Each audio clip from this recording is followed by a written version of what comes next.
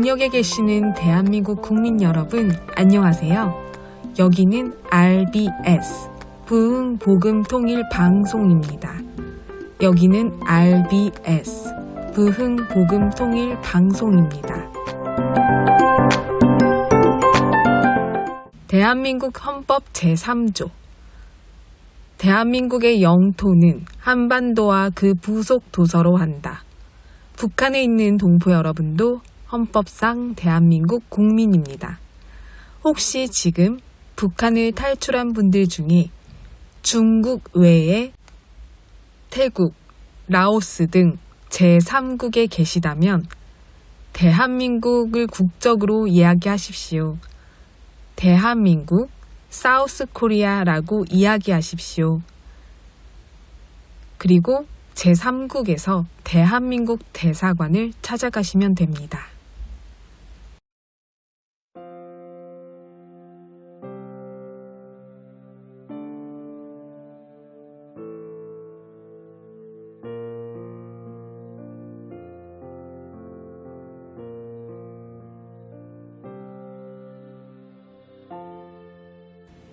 인터넷에서 검색을 하다가 읽고 저도 배워야겠다는 글을 읽게 되어서 우리 동포 여러분께도 소개해드리고 싶었습니다. 썩지 않는 씨앗이 꽃을 피울 수 없듯이 자존심의 포기 없이는 생의 꽃봉우리를 맺을 수 없습니다. 분명 이 세상은 자존심도 지키고 목적도 달성하는 그런 어리석은 공간이 아닙니다. 모름지기 우리는 낮과 밤을 동시에 보낼 수 없으며 봄과 가을을 동시에 즐길 수 없습니다. 밤의 어둠을 지나야 아침의 찬란함이 찾아오고 여름의 장마를 지나야 가을의 들판으로 나설 수 있습니다. 부디 자신 안에 있는 자존심을 꺾으십시오. 흙과 태양과 비와 바람이 저절로 원하는 꽃을 가꾸어 갈 것입니다. 그러니 옳고 그름이 분명할 때에도 침묵하십시오.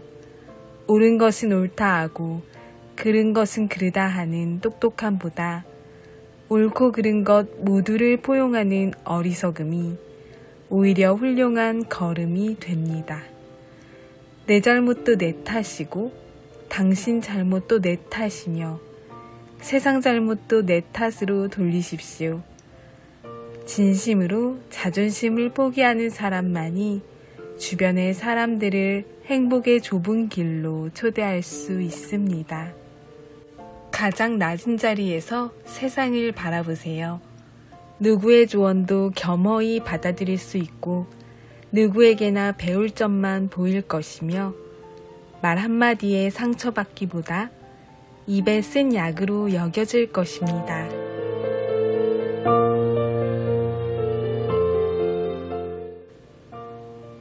자존심은 어리석은 자의 소유물이다.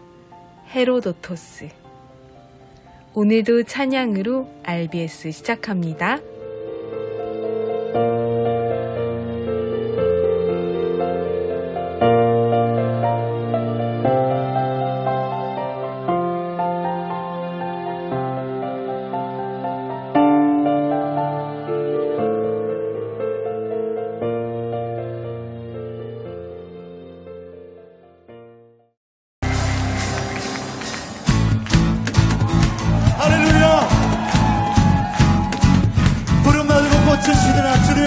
말씀은 영원합니다. 믿으십니까?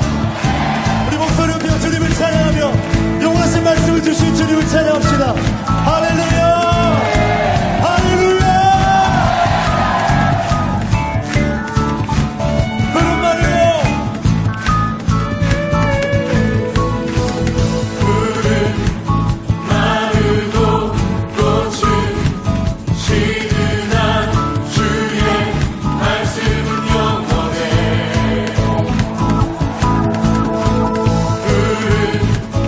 마르고 꽃은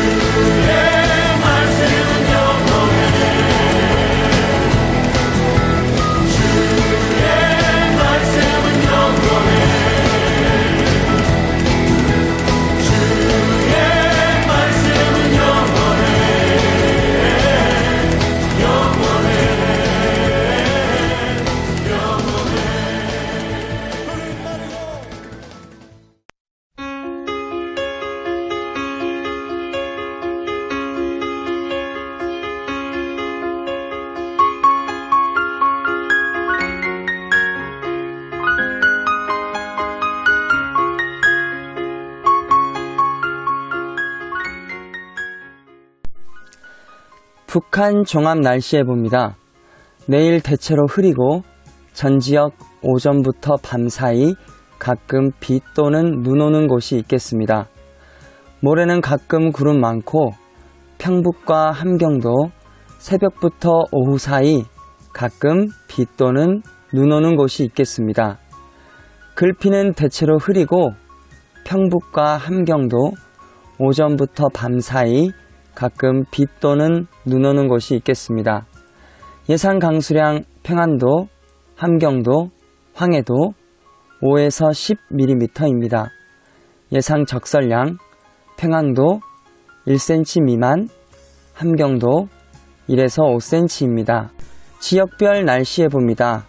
평양남도 평양 내일 흐리고 한때 비 오겠습니다. 모레는 맑고 글피는 흐리겠습니다. 화요일은 오전에 흐리고 오후에 비 오겠습니다. 최저기온 9도에서 최고기온 20도까지 오르겠습니다. 평양북도 신의주 내일 오전에 흐리다가 오후에 맑아지겠습니다.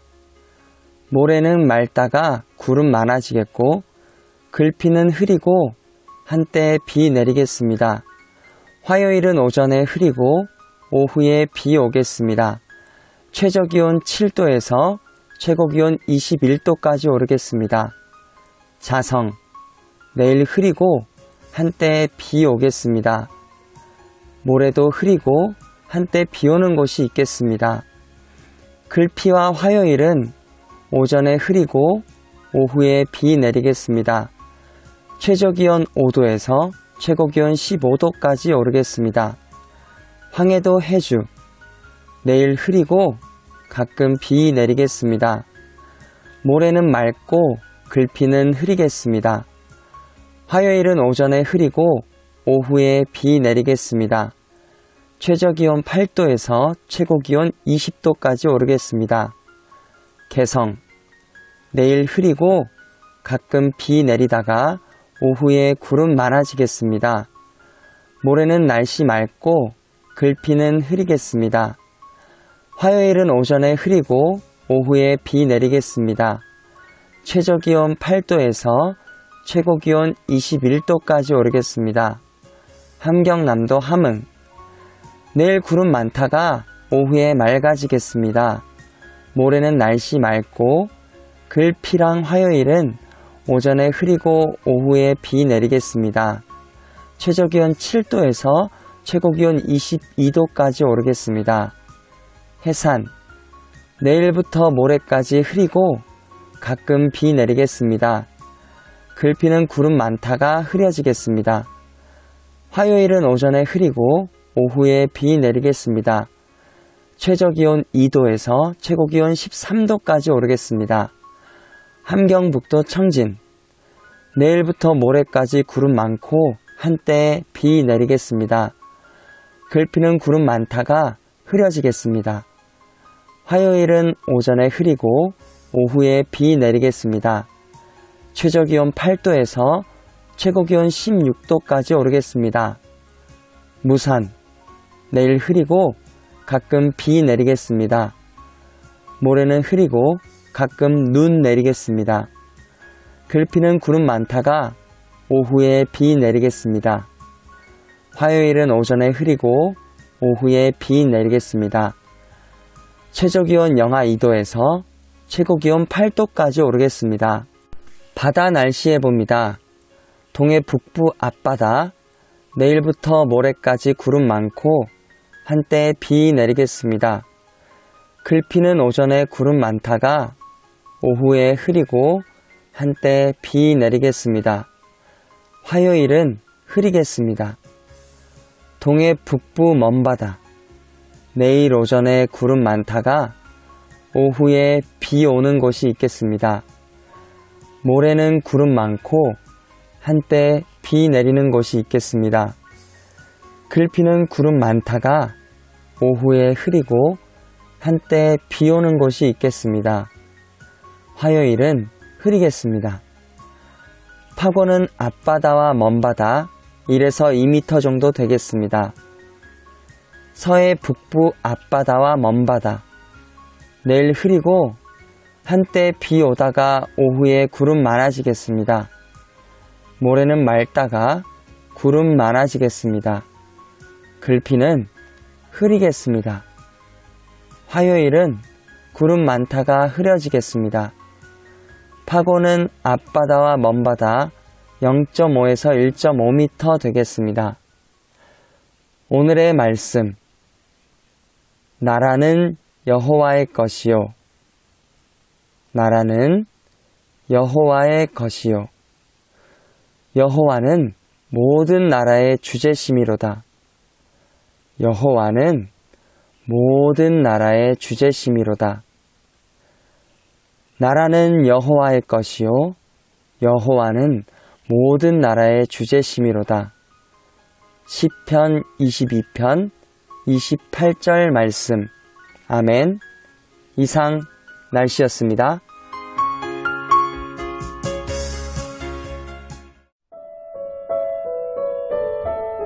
여기는 RBS 부흥복음통일방송입니다.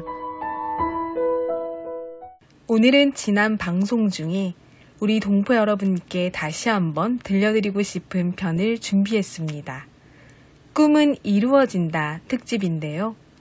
2년 전 종영했던 방송인데 인물 특집 편을 통해 한국의 발전상을 함께 전해드렸던 방송이었습니다.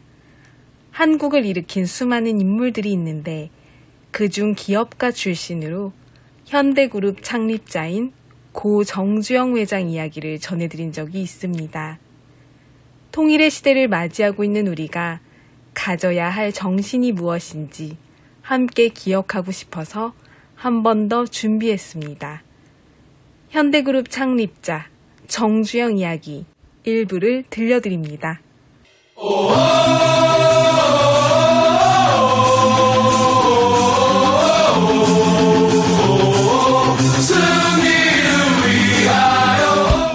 꿈은 이루어진다 시간입니다. 자유시장 경제 속에서 꿈을 가지고 꿈을 이룬 대한민국 1세대 기업가들과 유명인들의 이야기들을 듣는 시간입니다. 꿈은 이루어진다. 오늘의 인물은 현대그룹 창립자 고 정주영 명예회장입니다. 한국의 인류 기업이 된 현대그룹, 그리고 세계로 우뚝 선 한국의 현대자동차. 현대그룹을 세운 정주영 회장은 그가 하려는 일 앞에 온갖 장애물과 방해가 많아 어렵다고 생각되는 상황 속에서도 그 도전 앞에 해보기나 했어 라고 말하는 불도저 같은 도전 정신으로 인류 기업을 만들어냈습니다. 지금부터 정주영 이야기를 들려드립니다.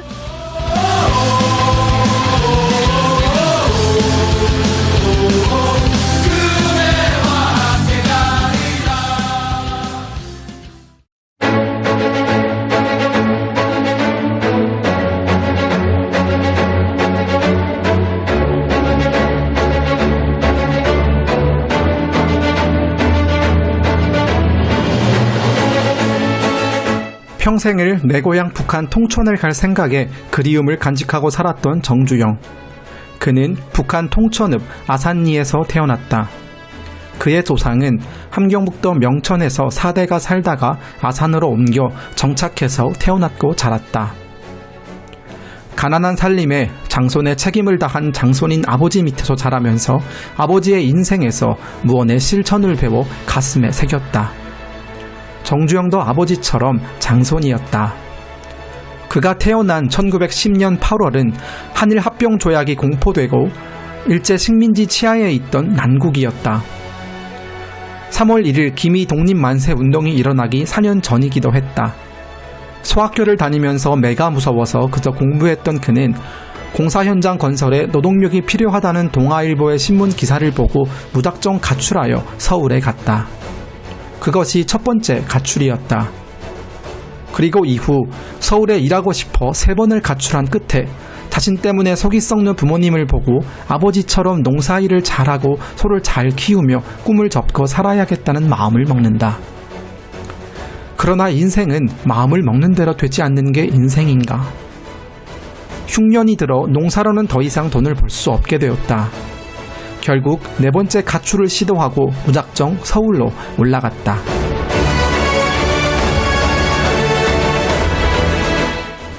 아는 사람에게 그 당시 50전을 빌려 무작정 인천으로 갔다. 잦은 노동이란 노동은 닥치는 대로 다 하였다. 그러다가 서울로 올라갔는데 어느 농가에서 먹여주고 일을 하고 돈을 주는 일자리를 알게 되어 무작정 갔다. 한 달을 벌어 약간의 돈을 거머쥐고 더 나은 일자리를 찾던 중 복흥상회라는 쌀집에 배달원으로 취직이 되었다. 점심과 저녁까지 먹여주고 월급이 쌀 한 가만이었다. 숙소의 환경은 매우 열악했지만 한 달에 쌀 한 가만이면 1년에 12달이니 고향을 떠나 일을 하기를 잘했다고 생각했고 부모님도 인정해 줄 거라 위안을 삼았다. 집을 떠난 지 3년이 지나 1년 월급 쌀 20가마니를 집으로 보낼 수 있었고 정주영의 아버지는 그가 한 노력을 인정해 주었다. 마지막까지 다하는 최선, 이것이 그의 인생을 엮어왔다. 쌀가게 취직 2년 만에 주인 아저씨가 가게를 인수할 의향이 없느냐고 제안하였고 모든 걸 그대로 물려받고 경일 상회로 새롭게 열어 나이 24, 고향을 떠난 4년 만에 첫 쌀가게를 열었다. 쌀가게를 하면서 잦은 노동을 했던 경험들로 터득한 자신만의 영업기술을 통해 고객이 급격하게 늘어났고 날로 번창하였다. 우리나라 제1가는 미국상으로 대성할 수도 있겠다 싶었다. 그러나 중일전쟁의 시작으로 쌀가게가 모조리 문을 닫게 되자 정리하고 그동안 모은 돈을 갖고 처음으로 고향에 내려가 아버지께 논 2,000평을 사들이고 장가도 들었다. 다시 서울로 가서 할 일을 찾았다. 쌀가게를 하며 남은 돈 700~800원을 미천으로 할 수 있는 사업을 궁리하던 중 자동차 엔진 기술자들을 만났다. 아더 서비스라는 자동차 수리공장을 추천하면서 수리공장을 열어보도록 제안했고 기술자는 있었기에 시작해보기로 했다. 돈도 제법 잘 벌렸다. 하지만 5일 만에 불이나 사업장이 모두 불태워졌으나 좌절하지 않고 함께 일한 두 사람과 밤늦도록 복구하고 다시 시작했다.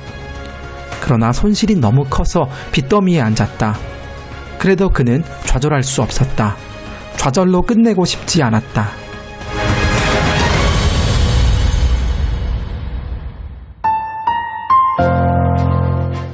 길은 오직 하나뿐이라는 결론을 내리고 쌀가게를 할 때 인맥을 찾아가 돈을 빌렸다.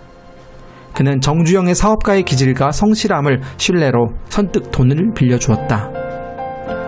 조선 재련 산하에 있는 광산 어딘가에 일을 하게 해달라고 하여 황해도 수안군 홀동 금광에서 평남 진남포 재련소까지 옮겨지는 광석을 평양 선교리까지 운반하는 하청 계약을 맺었다. 어려움이 많았지만 잘 운영하다가 팔아버리고 홀동 광산을 떴다. 그것이 전화위복이 되었고 이후 현대자동차 공업사 간판을 걸기까지 많은 시련들이 있었다. 20평짜리 작은 집을 겨우 마련해 식구들을 다 책임지고 함께 살았는데 그 작은 집에서 대식구가 어떻게 살았나 싶을 정도로 그때의 기억이 아련하면서 추억이 되었다. 일제 식민지 해방 직후 우리나라는 어수선하기 짝이 없었다. 그 어수선함 속에서도 자동차 공업사는 나날이 발전하면서 건설업까지 확장할 수 있었다. 당시 건설업이나 자동차 수리업이나 관청과 미군에서 나오는 일거리가 대부분이었기 때문에 일거리가 많을 수 있었다. 자동차 정비일만으로도 바쁜데 건설 사업을 하겠다는 도전에 반대의 소리도 많았다. 그러나 그는 어떤 일을 시작하든 반드시 된다라는 확신 90%, 되게 할 수 있다라는 자신감 10%로 완벽한 100%를 채운다. 안 될 수도 있다는 회의나 불안은 단 1%도 끼워넣지 않는다.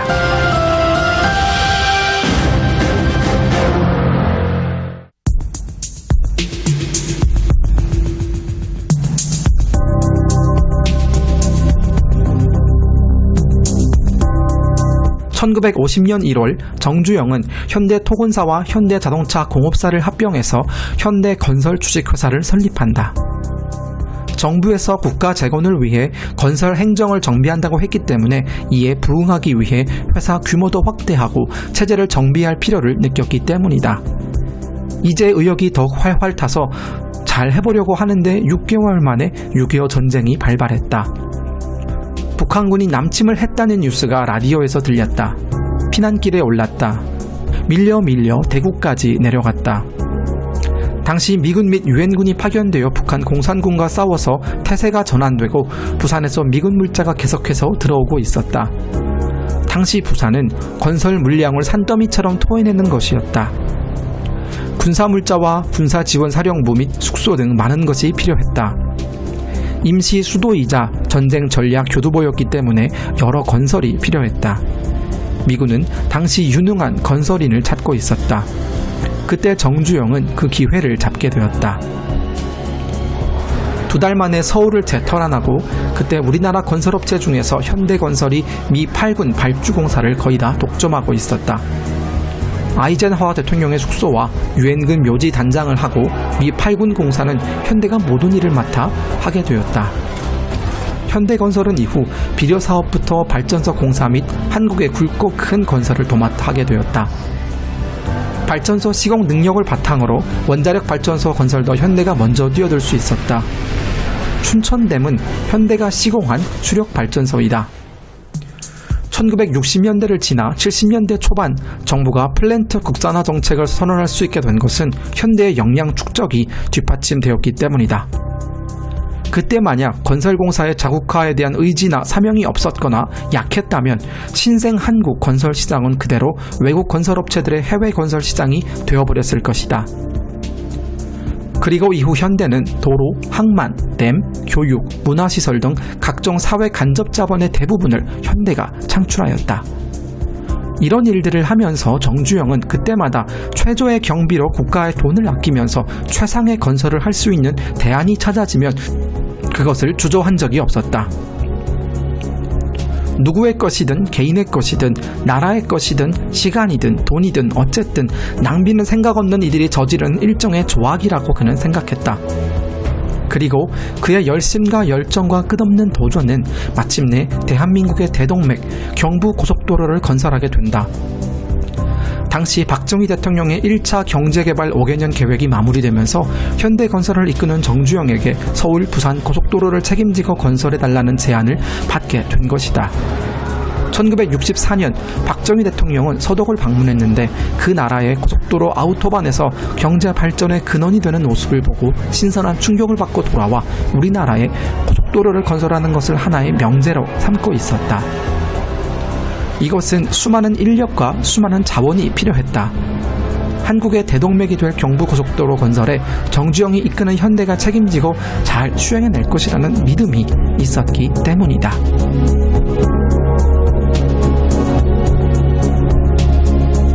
꿈은 이루어진다. 현대그룹 창립자 정주영 명예회장 이야기. 다음 주 금요일에 2부를 들려드립니다. 오늘 정주영 회장 이야기, 우리 북녘 동포 여러분과 고향이 같은 북녘의 평양 출신 김금혁 청년이 들려드렸습니다.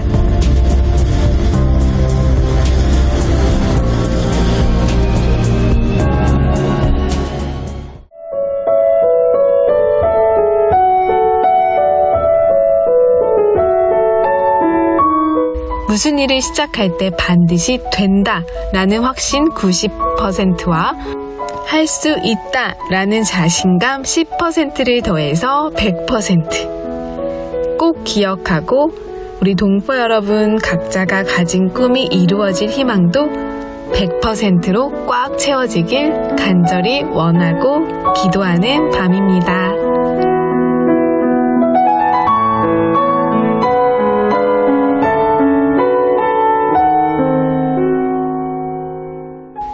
북녘 동포 여러분 정말 많이 사랑합니다.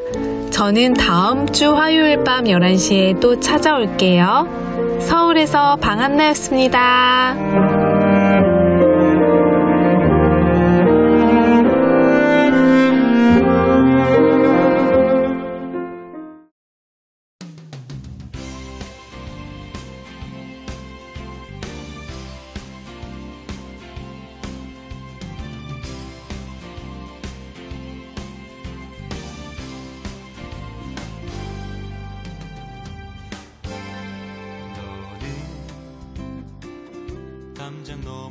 모든 나무 가지에 푸른 열매처럼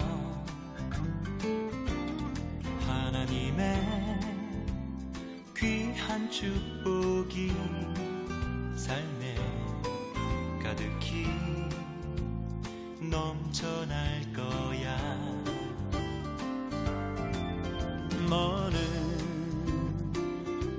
어떤 시련이 와도 능히 이겨낼 강한 발이 있어. 전능하신 하나님께서 너와 언제나 함께 하시